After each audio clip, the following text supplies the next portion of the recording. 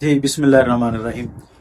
مذکر کے سیغے مخاطب کے بھی ہوگے اور جی اوپر غائب کے سیغے بھی اور نیچے مخاطب کے سیغے بھی. اب جو ہے نا چند ایک مثالیں ہیں، ان مثالوں سے آپ اندازہ لگا لیں گے کہ ماضی مجہول کتنی قرآن پاک میں استعمال ہو رہی ہے. جی باقی مخاطب کے سیغوں کا مزید اجرا وہ ترجمے کے اندر ہی بالکل صاف ہو گیا. اب دیکھو جو قرآن پاک کے اندر دیکھو، اذا زلزلت الارض،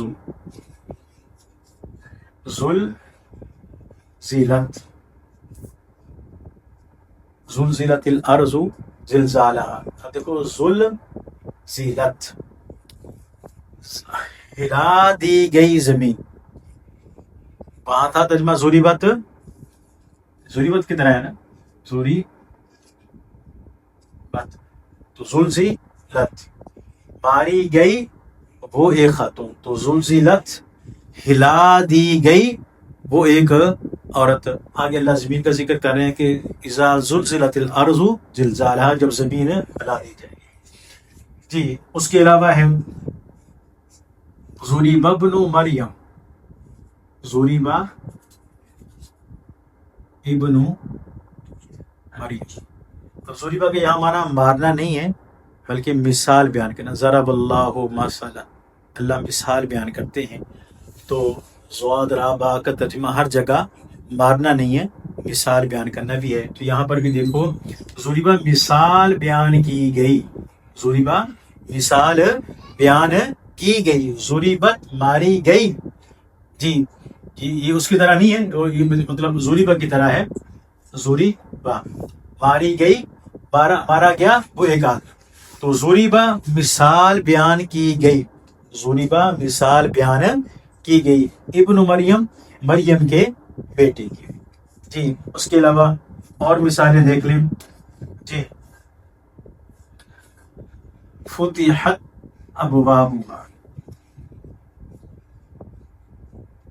فتحت ابوابها، جب اہل جنت جنت میں پہنچیں گے تو دروازے، ایسا نہیں ہے کہ دروازے بند ہوں گے. تو فرما کہ فتحت ابوابها، ان کے دروازے کھلے ہوں گے. تو فتحت کس کی طرح ہے؟ ضریبت کی طرح ہے.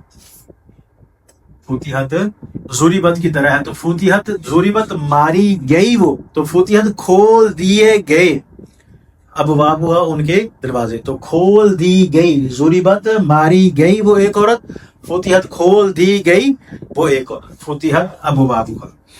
جی اس کے علاوہ جو ہے نا وہ سورۃ تکویر ساری ماضی مجہول کے صیغوں سے بھری پڑی ہوئی ہے. اذا الشمس کورت، اذا الشمس کورت، بے نور کر دیا گیا. کفرت بے نور ماری گئی، اور کفرت بے نور کر دی گئی. شمس چونکہ مؤنث ہے جی وہ بات دوسری ہے، لیکن ہمیں صرف صیغوں کو دیکھنا ہے. کفرت بے نور کر دی گئی. تو اذا الشمس کفرت واذا النجوم انکدرت واذا الجبال سیرت. اب یہاں پر سیرت آ رہا ہے. پہاڑوں کی اللہ قیامت کا ذکر کرنا کہ روزے قیامت کون سی چیز کس حالت میں ہوگی.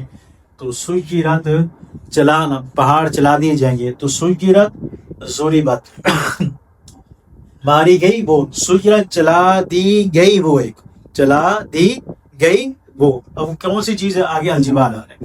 تو فتحت، کفرت، سیرت. جی اس کے بعد وَإِذَا النُّفُوسُ زُوِّجَتْ، وَإِذَا النُّفُوسُ زُوِّجَتْ، کہ جب جو نفس ہیں ان کو جوڑ دیا جائے گا. تو زُوِّجَتْ جوڑ دی گئی وہ ایک، زُوِّجَتْ جوڑ دی گئی وہ ایک. وَإِذَا النُّفُوسُ زُوِّجَتْ وَإِذَا الْمَوْءُودَةُ سُئِلَتْ،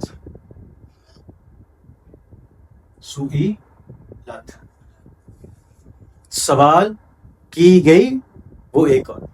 سُئِلَتْ سوال کی گئی وہ ایک اور. وَإِذَا الْمَوْءُودَةُ سُئِلَتْ بِأَيِّ ذَنبٍ قُتِلَتْ، بِأَيِّ ذَنبٍ قُتِلَتْ،